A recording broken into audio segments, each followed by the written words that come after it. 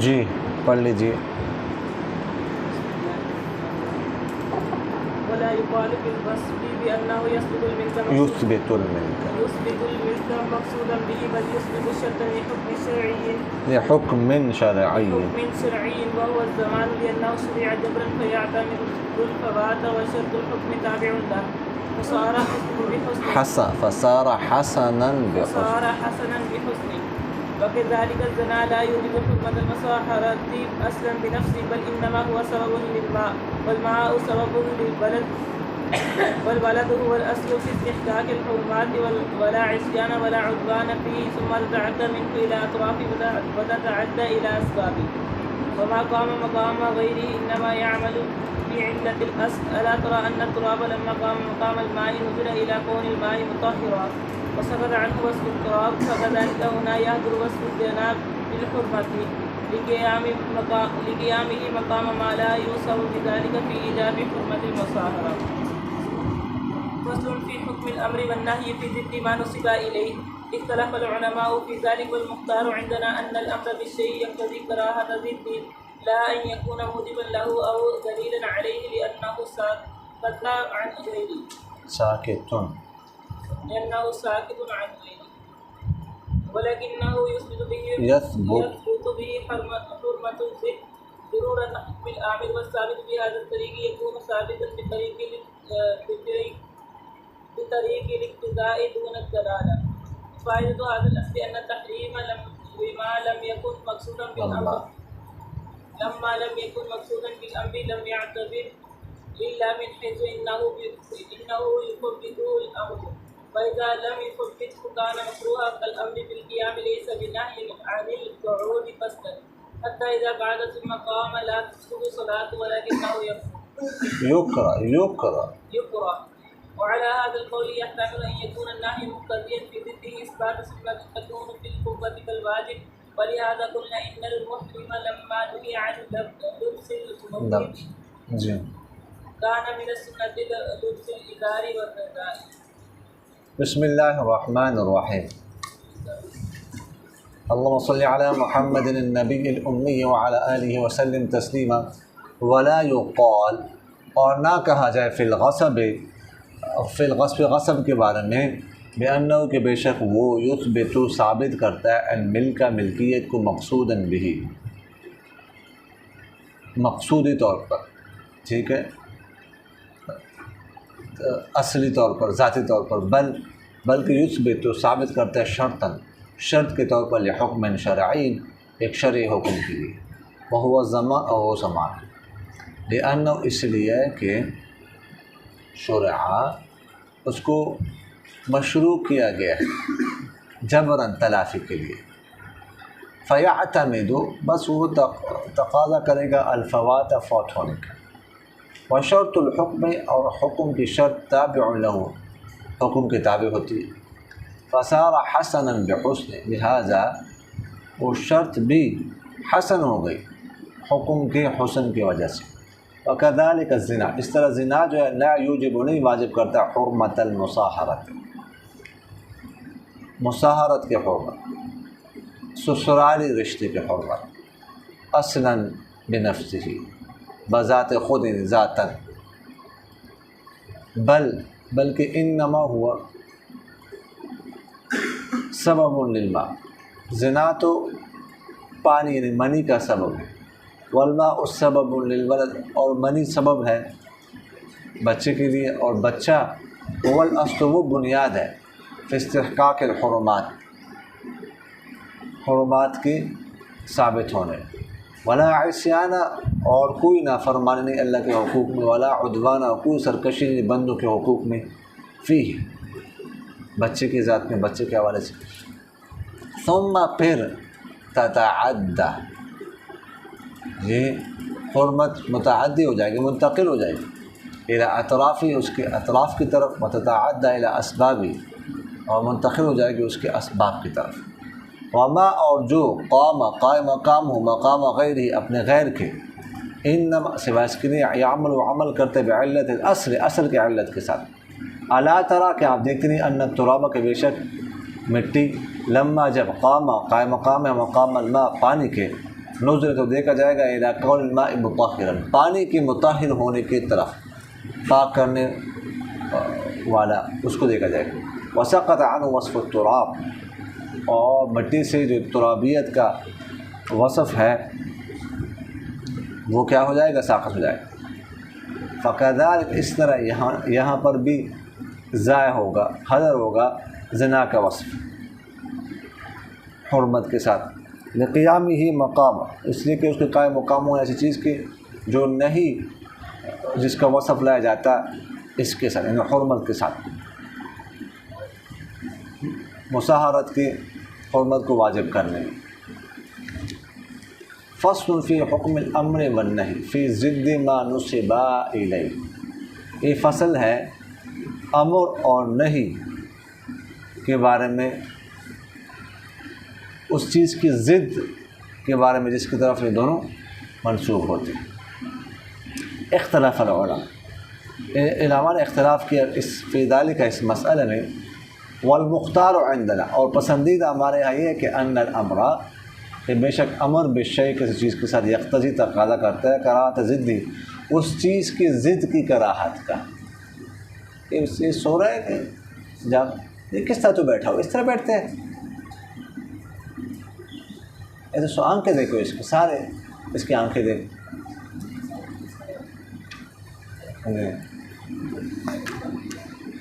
لا ان یکون موجبا، نہ کہ یہ کہ امر اس کے لیے موجب ہوتا ہے یا اس پر دلیل ہوتا ہے، لأنہ ساکت عن غیر، اس لیے کہ امر تو غیر سے، اپنے کے علاوہ سے ساکت، خاموش ہوتا ہے۔ ولکنہ یثبت به حرمت الضد، لیکن اس کی ساتھ جس کی حرمت ثابت، ضد کی حرمت ثابت ہوتی ہے ضرورت حکم العامر، عامر کے حکم کی ضرورت کی وجہ سے۔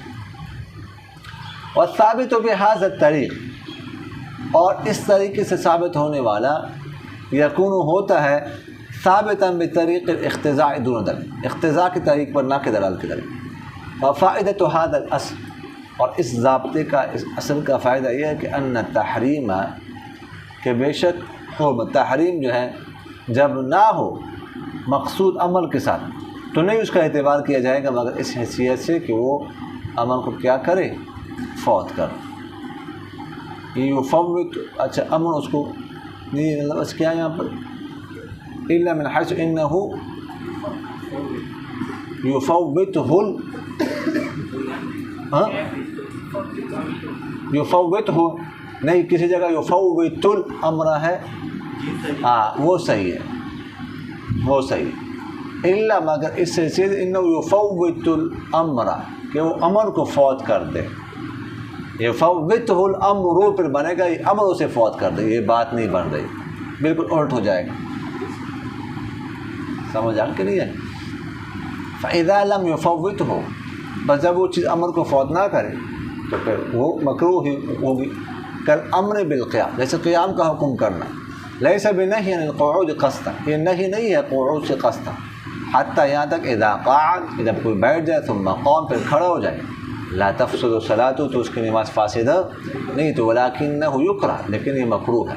وعلی ھذا القول، اور اس قول کے مطابق، یحتمل ان یکون، احتمال ہے اس بات کا کہ نہیں ہو تقاضا کرنے والی اپنی ضد میں سنت کو ثابت کرنے کا، جو ہو سنت قوت میں واجب کی طرح۔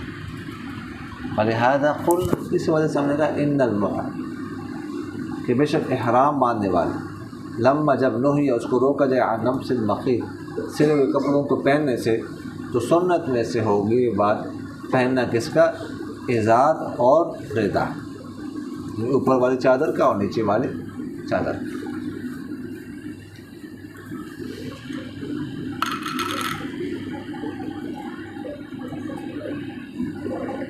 اچھا جی، ماشاء اللہ موسم بڑا پیارا ہو گیا جی، یہ آپ حضرات کی کرامات، ہماری تو کراہت۔ اب ایک بندہ اتنے ساروں کو کرائے یہ مشکل ہے، یہ اتنے سارے ایک کو کرائے یہ کون سا آسان، کون سا ایک کرا سر، ایک کرانا یہ آسان ہے یا بہت سارے ایک کرا یہ آسان؟ اس کو دیکھنا، آسانی کو دیکھنا چاہیے۔ آپ صلی اللہ علیہ وسلم نے فرمایا حضرت معاذ حضرت ابو موسیٰ کو جب یمن بھیجنے لگے تو فرمایا یسرا ولا تعسرا، آسانیاں پیدا کر لو، ان کے مشکلات پیدا نہ، سمجھ آ گئی کہ نہیں ہے؟ اب آسانی کس میں ہے؟ وہ فیصلہ آپ کر لیں، سمجھ آ گئی کہ آپ کی جیب سے شاید 10 روپے نکلے، 20 نکلے، اور یہاں سے شاید کئی ہزار نکلے، سمجھ آ رہی کہ تو بابر کو برکت تو آپ کی ماشاء اللہ 10-15 میں ہوتی ہے، برکت تو اس میں ہوتی ہے چھوڑوں میں، سمجھ آ رہی کہ نہیں آ رہی؟ تو فرما رہے ہیں یہ وہی ضابطہ، بنیادی ضابطہ اسی کو کہ جب نہیں وارد ہو جائے فعل حصے سے تو واقع ہوتی ہے، ہم نے پڑھا تھا قبیل عینی پر، اور قبیل عینی وہ ہوتا ہے جو نہ ذاتاً مشروع ہو نہ ہی وصفاً مشروع، سمجھ آ گئی؟ نہ خود مشروع ہوتا ہے وہ اور نہ کسی اور مشروع کا سبب بنتا ہے، سمجھ آ گئی کہ نہیں آ گئی؟ تو اب اسی کو لے کر اعتراض ہو رہا ہے، ولا یقال فی الغصب، یہاں سے اعتراض ہے کہ دیکھیے گا غصب اور اسی طرح زنا یہ دونوں فعل حصی ہیں اور ان سے نہیں وارد ہوئی ہے، غصب سے نہیں ہے، لا تأکلوا اموالکم بینکم بالباطل، کہ تم اپنے اموال کو آپس میں باطل طریقے سے مت کھاؤ، اس طرح زنا سے بھی نہیں وارد، لا تقربوا الزنا انه كان فاحشا، سمجھ آ رہی کہ نہیں آ رہی؟ تو اب یہ دونوں فعل حصے ہیں نہیں وارد ہو گئے، تو ان کو کیا ہونا چاہیے تھا؟ قبیل لعینہ ہی ہونا چاہیے تھا، سمجھ آ رہی کہ نہیں آ رہی؟ جو خود بھی مشروع نہیں، کسی اور کا مشروع بھی نہیں، سبب کا مشروع کسی اور حکم مشروع کا سبب بھی نہیں بن سکتا، حالانکہ آپ کہتے ہیں کہ غصب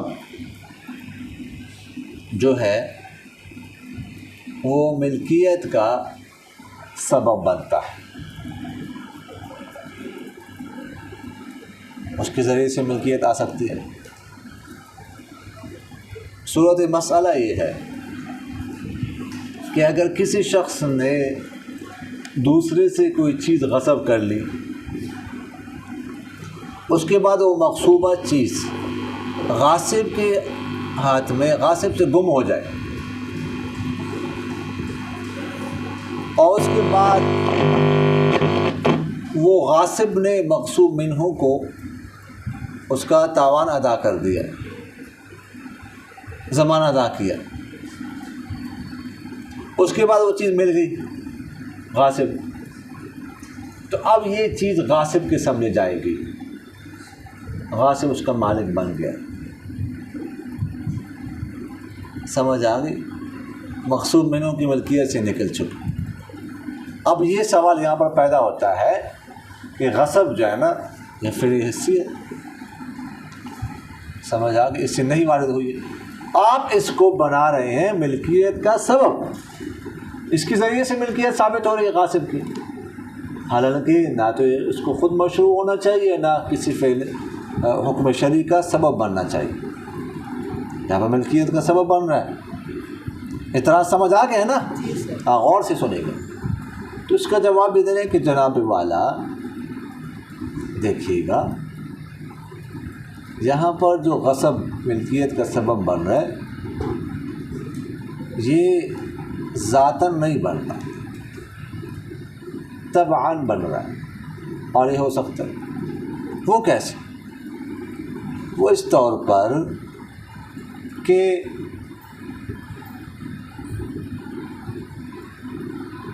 غاصب نے جب وہ چیز غصب کر لی، اس کے بعد گم ہو گئی، تو غاصب نے اس کا ضمان ادا کیا، اب زمان جو ادا کر رہا تھا تو زمان تو غاصب پر ضروری واجب ہے. جب زمان جا رہا تھا مغصوب منہ کی ملکیت تو اس نے تقاضا کیا کہ وہ جو مغصوبہ چیز کی ملکیت ہے وہ ختم ہو جائے. وہ ختم ہونے کے بعد زمان اس کی ملکیت میں مغصوب منہ کی ملکیت میں چلا گیا. کیوں؟ اگر ایسا نہ ہو جائے تو پھر اجتماع بدلین لازم آئے گا. وہ چیز بھی اس کی ملکیت میں اور زمان بھی اس کی ملکیت میں چلا گیا. اور اجتماع بدلین جو ہے نا یہ درست نہیں ہے. ٹھیک ہے. اس لیے زمان اس کی ملکیت میں جانے سے پہلے اس نے تقاضا کیا کہ اس چیز کی ملکیت اس سے ختم، تو اس سے تو مغصوب ملک کی ملکیت ختم ہو گئی. اب ظاہر ہے کہ غاصب نے زمان ادا کیا، اس کے بعد وہ چیز مل گئی تو غاصب کی ملکیت تو اس پر آنی تھی نا. مغصوب ملک کی ملکیت تو اس سے ختم ہو چکی. تو یہاں پر دیکھیے گا غصب سبب بننا، لیکن کس طریقے سے؟ اصل جو ہے نا وہ زمان بن رہا ہے. زمان ملکیت کا سبب جو ہے نا وہ کیا بن رہا ہے؟ زمان بن رہا ہے. سمجھ آ رہی کہ نہیں آ رہی؟ یہ براہ راست نہیں ہے بات. یہ تو گویا کہ ایک طرح جو ہے نا وہ کیا ہے، ایک طرح ایک تابع ہے. ٹھیک ہے، شرط کے طور پر ہے زمان کے. ٹھیک ہے، حکم یعنی ملکیت اصل تو زمان ہے، اصل حکم تو وہ ہے، تو اس کے شرط کے طور پر یہ ثابت ہو رہی ہے. تو جو زمان ہے اس میں تو کوئی قوہ نہیں ہے، وہ تو حسن ہے، اس کے اندر تو حسن ہے. سمجھ آگے کہ نہیں آئی؟ اور ملکیت اس کے تابع بن کر ثابت ہو رہی ہے زمان کے. تو یہ بھی جس طرح زمان حسن ہے تو اس کی حسن کی وجہ سے اس میں بھی حسن پیدا ہو گیا، یہ بھی حسن ہو. سمجھ آ رہی؟ یہی بات کر رہے لأنه شرع ولا يقال في الغصب لأنه يثبت الملك مقصودا به بل يثبت شرطا، بلکہ وہ ملکیت کو ثابت کرے، غصب کو یعنی غصب ملکیت کو ثابت کرے لحکم شرعی، ایک حکم شرعی کے لیے. وہ کیا ہے؟ زمان ہے. لأنه شرع جبرا، زمان کو مشروع کیا گیا کیوں؟ تلافی کے لیے. زمان کے ذریعے سے تلافی کی جاتی ہے نا. فیعتمد الفوات، عبارت کو سمجھے تو اب زمان کیا کرے گا؟ تقاضا کرے گا فوات، فوت ہونے. کس چیز کے فوت ہونے کا؟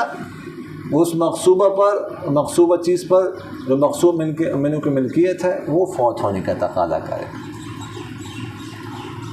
وشرط الحکم تابع لہ، اور حکم کی شرط حکم کے تابع ہوتی ہے. اصل تو زمان حکم ہے، اس کے تابع ہو کر ملکیت ثابت ہو رہی ہے. سمجھ آ گئی؟ تو فصار حسنا بحسن، تو اب جو ہے ملکیت اس میں بھی حسن پیدا ہو گیا. وہ جو حکم ہے زمان اس کے حسن کی وجہ سے. سمجھ آگے کہ نہیں ہے؟ وَكَذَلِكَ الزِّنَا، یہاں پر بھی اعتراض کا جواب ہے. اسی طرح زنا کے بارے میں بھی ہے نا، فعل حسی ہے، اس سے نہیں وارد ہوئی ہے، ابھی ہم نے عرض کیا. تو یہ بھی نہ تو خود مشروع ہونا چاہیے نہ کسی حکم مشروع کا سبب بننا چاہیے. حالانکہ آپ فرماتے ہیں کہ زنا حرمت مصاہرت کا سبب بنتا ہے، سسرال رشتے کا سبب بنتا ہے. حالانکہ حرمت مصاہرت، سسرال رشتہ، یہ تو ایک نعمت ہے. اس کو قرآن پاک میں نعمت شمار کیا گیا. اللہ تعالیٰ کیا فرماتے ہیں کہ فَجَعَلَهُ نَسَبًا وَصِهْرًا، کہ اللہ تعالیٰ نے نسبی رشتہ بنایا، اس کے سسرالی رشتہ کہ اللہ تعالیٰ نے نعمت کے طور پر اس کو ذکر کیا. تو زنا اس کا سبب بن رہا ہے کیسے؟ اس کا جواب ہی دے رہے ہیں کہ زنا براہ راست حرمت مشاہرت کا سبب نہیں بن رہا. زنا سبب بنتا ہے منی کا، منی سبب بنتی ہے بچے کا، اور بچہ سبب بنتا ہے حرمت مشاہرت کا. تو اصل تو جو حرمت مشاہرت کا سبب بن رہا ہے وہ کیا ہے؟ بچہ ہے، زنا نہیں. اور بچے میں تو نہ کوئی عصیان ہے اللہ کے حقوق، نہ کوئی عدوان ہے بندوں کے حقوق. بچے کا تو کوئی قصور نہیں ہے. قصور تو جنہوں نے یہ گڑبڑ کی ہے ان کا ہے. بچہ تو تعظیم کا، احترام کا مستحق.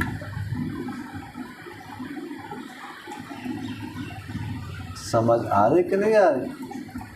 تو اس لیے یہاں پر بھی یہ اعتراض نہیں کیا جا سکتا کہ زنا بنا، زنا نہیں بن رہا. ایسے امام شافعی رحمہ اللہ فرماتے ہیں کہ زنا حرمت مشاہرت کا سبب نہیں بن سکتا، اس لیے کہ زنا ایک قبیح فعل ہے اور حرمت مشاہرت ایک نعمت ہے. تو ہم کہتے ہیں زنا نہیں ہے، اصل جو بن رہا ہے وہ بچہ ہے. تو فرماتے ثم تتعدى منه الى اطرافه. پہلے تو جو ہے نا یہ ایسا ہو جائے گا کہ اگر وہ ہے کیا نام ہے بچی ہے تو اس پر واتی کا باپ اور واتی کا بیٹا کیا ہو جائے گا؟ حرام ہو جائے گا. اور بچی اگر وہ بچہ ہے تو اس پر موتوعہ کی ماں اور موتوعہ کی بیٹی حرام ہو جائے گی. پھر اطراف کی طرف یہ حرمت مشاہرت منتقل ہوگی، یعنی ماں باپ کی طرف.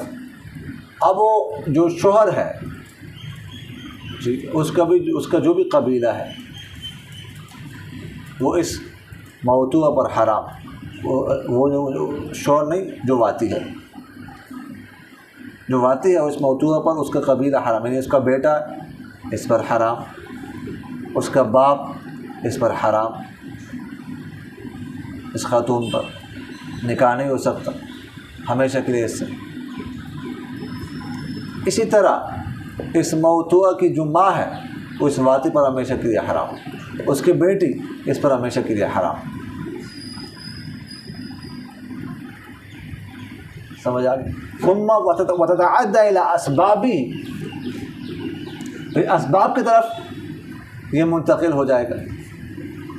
زنا کے جو اسباب ہیں، زنا کے اسباب کیا ہے؟ زنا کے اسباب ہے تقبیل، بوسہ لینا،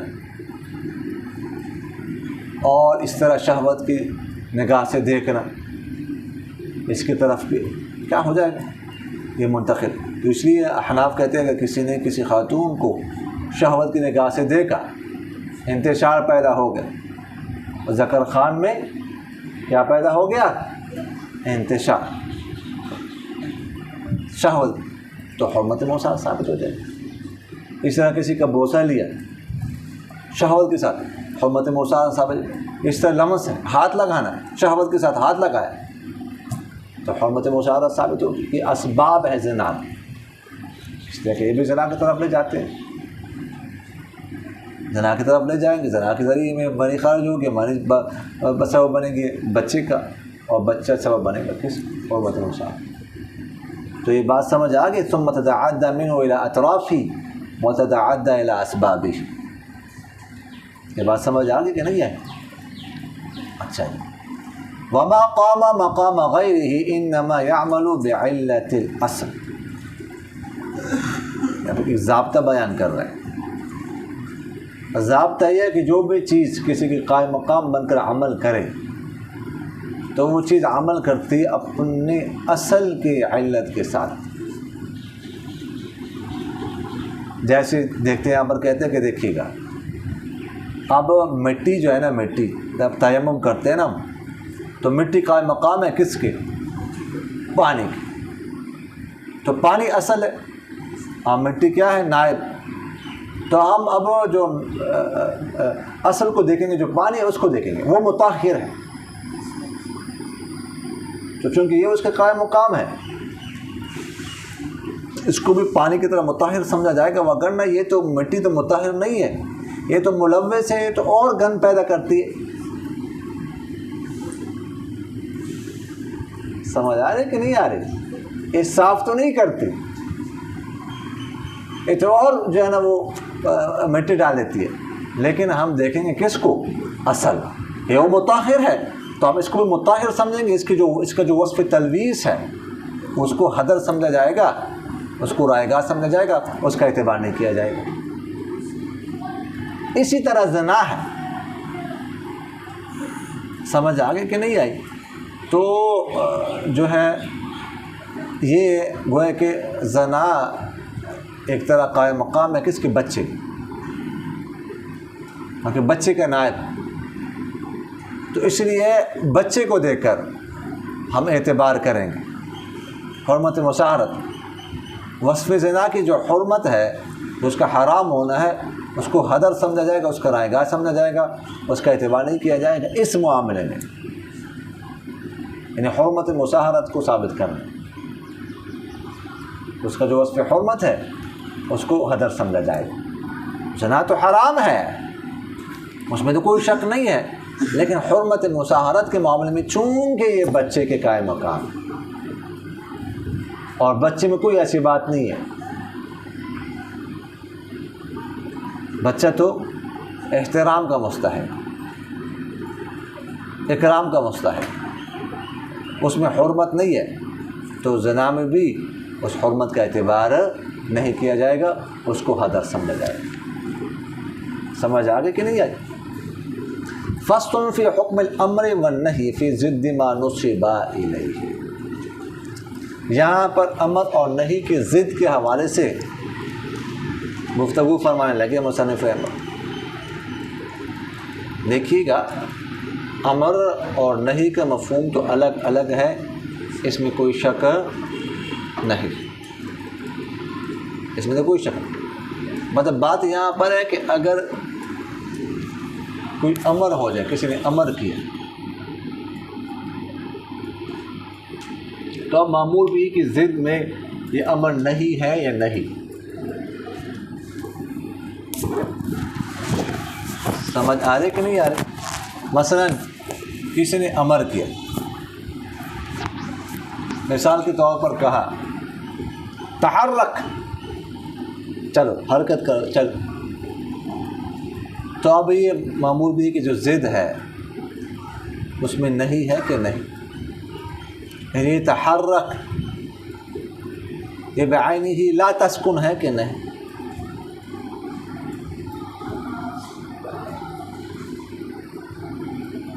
سمجھ آگے کہ نہیں آئی؟ اس طرح کا اسکن، تو یہ معمول بھی کی جو لا تحرک ہے کہ نہیں؟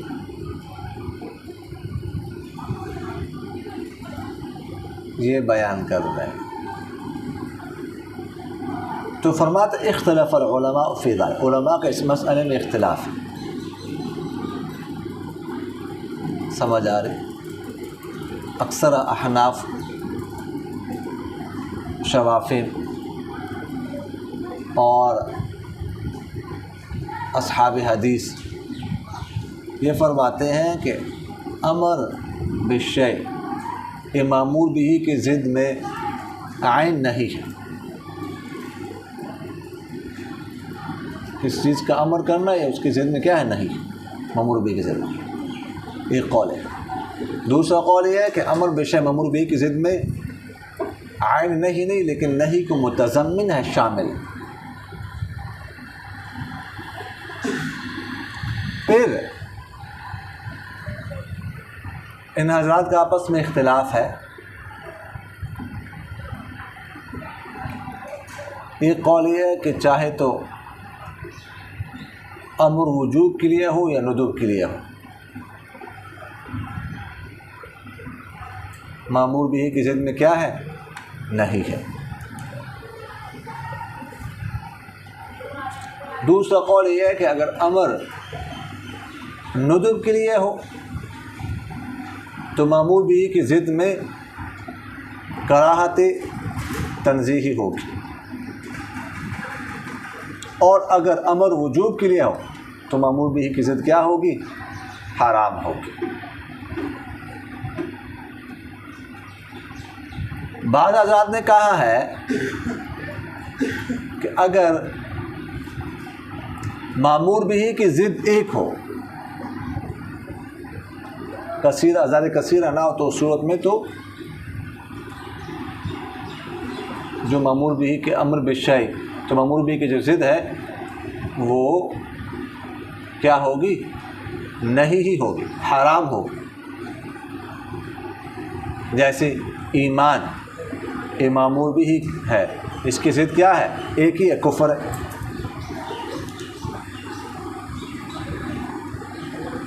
سمجھ آ رہی کہ نہیں آ رہی؟ تو اب مأمور بھی کی ضد یہاں پر عین بعین ہی نہیں ہے، نہیں ہی ہے، ٹھیک، اور حرام۔ اور اگر ازداد کثیرہ ہو، مثلا قیام کا حکم اگر ہے تو یہ مأمور بھی ہے، تو اس کی ضد بیٹھنا بھی اس کی ضد ہے، لیٹنا بھی اس کی ضد ہے۔ سمجھ آ گئی کہ نہیں ہے؟ تو اس صورت میں سجدہ بھی اس کی ضد ہے، تشہد بھی اس کی ضد ہے، تو اس صورت میں پھر مأمور بھی کی ضد جو ہے نا وہ مکروہ ہوگی۔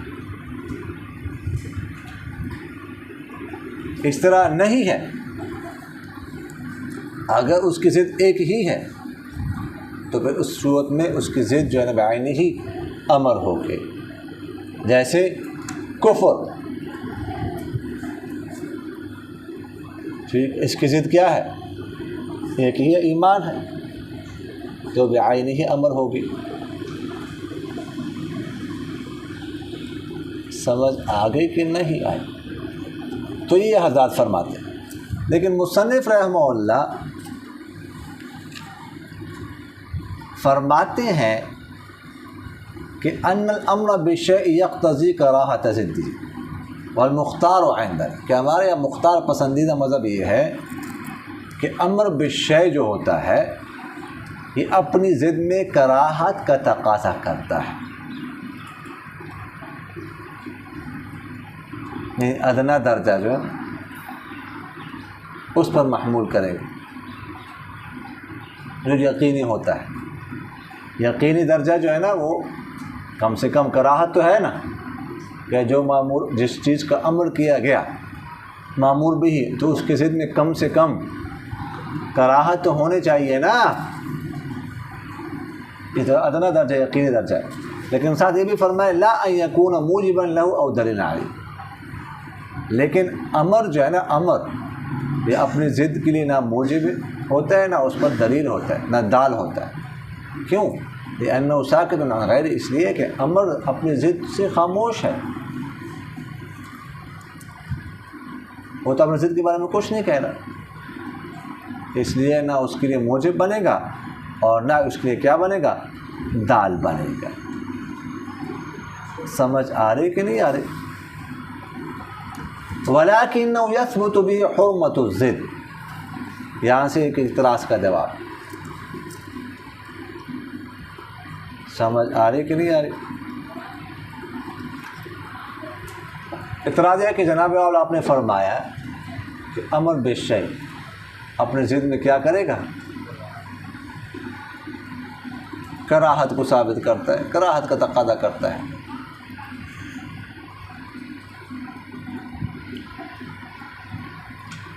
حرمت کا نہیں، آپ نے فرق۔ لیکن بعض جگہ پر ہم دیکھتے ہیں کہ امر جو ہے مامور بھی جو ہے اس کی ضد حرام ہوتی، حرمت ثابت ہوتی ہے اس میں، جیسے کہ صلاۃ مامور بھی ہے، صوم مامور بھی ہے، تو اس کی ضد کیا ہے؟ ترک صلاۃ، اور ترک صوم کیا ہے؟ حرام ہے کہ نہیں؟ حرام ہے نا۔ تو یہ پھر کیسے حرمت ثابت ہو رہی ہے؟ آنے کا آپ نے تو فرمایا کہ کراہت ثابت ہو۔ تو اس کا جواب یہ دے رہے ہیں کہ اصل تو یہ ہے جو ہم نے ذکر کیا المختار و عندنا، کہ مامور بھی کے ضمن میں کراہت ثابت ہو، لیکن بعض اوقات مامور بھی کی ضد میں حرمت ثابت ہوتی ہے، وہ عامر کے حکم کی ضرورت کی وجہ سے، عامر کے حکم کی ضرورت، اس لیے کہ جب عامر کیا ہے؟ وہ حکیم ذات ہے، جب وہ کسی چیز کا مطالبہ کرتی ہے، طلب ہوتی ہے نا، امر میں طلب ہوتی ہے کسی چیز کی، وجود کی طلب ہوتی ہے، تو یہ خود بخود جو اس کی ضد ہوتی ہے اس چیز کی، اس کی نفی کا مطالبہ کرتی ہے، ٹھیک ہے، کہ وہ حکیم ذات ہے، وہ ظاہر ہے کہ اس نے کس چیز کو طلب کیا، تو ظاہر ہے کہ جو اس کی کیا ہوگی؟ ضد ہوگی، تو وہ اس سے منع کیا جائے گا، اور اس کی نفی جو ہے نا وہ کیا ہوگی؟ ثابت ہوگی۔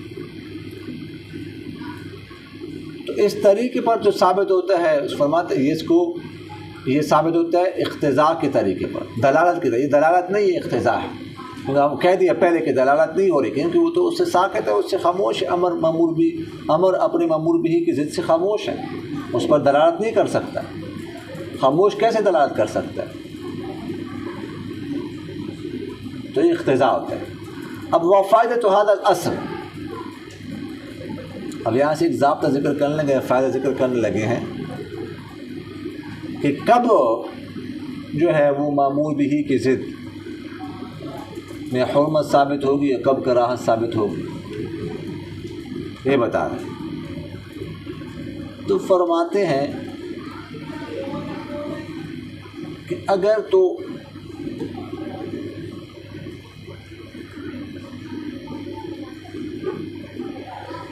مامور بھی ہی کی ضد ایسی ہو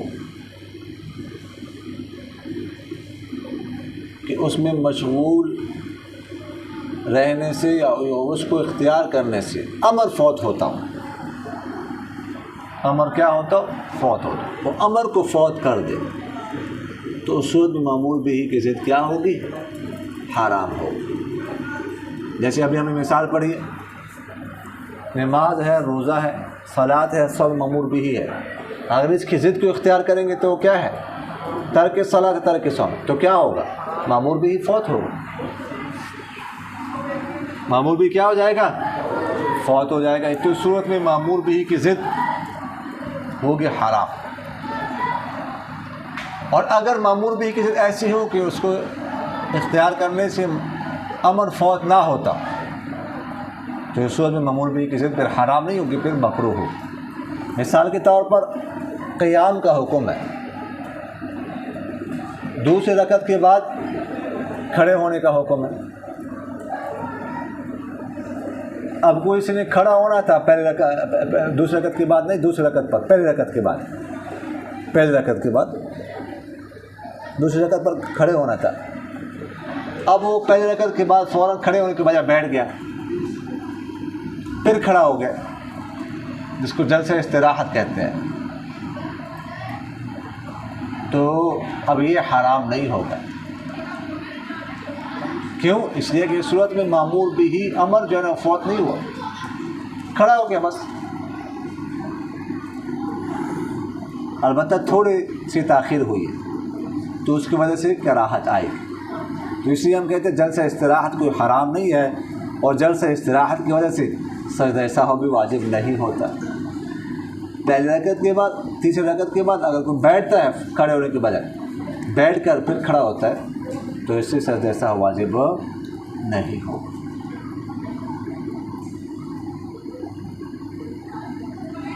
وعلى هذا القول، وعلى هذا القول سے کیا مطلب؟ اس قول کے مطابق، کس قول کے مطابق؟ یہ مصنف فرمایا کہ ہمارے ہاں مختار مذہب کیا ہے کہ امر جو مأمور بھی کی ضد میں کراہت کا تقاضا کرتا ہے، تو پھر اس ضابطے کے مطابق یہ ہونا چاہیے کہ جو منہی ہے وہ بھی منہی عنہ کی ضد میں سنت کا تقاضا کرے۔ سنت سے مراد وہ اصطلاحی سنت نہیں ہے جو آپ صلی اللہ علیہ وسلم کے فعل کو کہا جاتا ہے،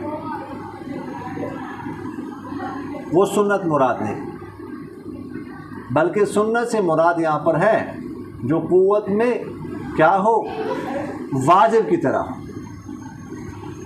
یعنی واجب بھی نہ ہو لیکن واجب کی طرح ہو۔ جیسے کراہت جو ہے نا وہ حرمت سے اس کا ادنا درجہ ہوتا ہے، اسی طرح اس کا بھی واجب سے کیا ہوگا، ادنا درجہ ہوگا۔ لہذا فرماتے ہیں کہ محرم کو منع کیا گیا کس سے؟ سلے ہوئے کپڑے پہننے سے۔ یہ نہیں ہے نا، اور سلے ہوئے کپڑے پہننا منع عنہ ہے، تو اب اس کی ضد کیا ہے؟ ان سلے ہوئے کپڑے پہننا۔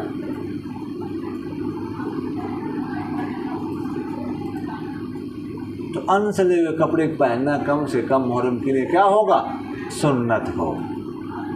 اس لیے کہ آپ صلی اللہ علیہ وسلم کا ارشاد مبارک ہے محرم کے بارے میں کہ لا یلبس القمیص ولا العمائم ولا السراویلات ولا البرانس ولا الخفاف